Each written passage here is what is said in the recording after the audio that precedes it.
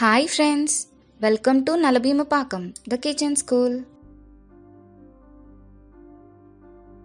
ఈరోజు నేను మీకోసం ఎంతో టేస్టీ అండ్ హెల్దీ అయిన వామాకు బజ్జీని నా స్టైల్లో చేసి చూపిస్తాను. వామాకు బజ్జీ చేసుకోవడానికి కావలసిన పదార్థాలు: ఫ్రెష్ వామాకులు, శనగపిండి, వంట సోడా.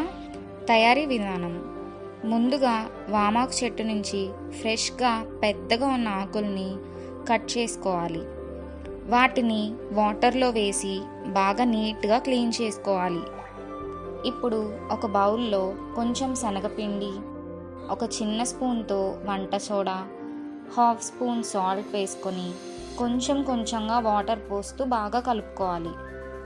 శనగపిండిలో త్వరగా ఉప్పు ఎక్కువ అవుతుంది కాబట్టి మీరు రుచికి సరిపడా వేసుకోండి.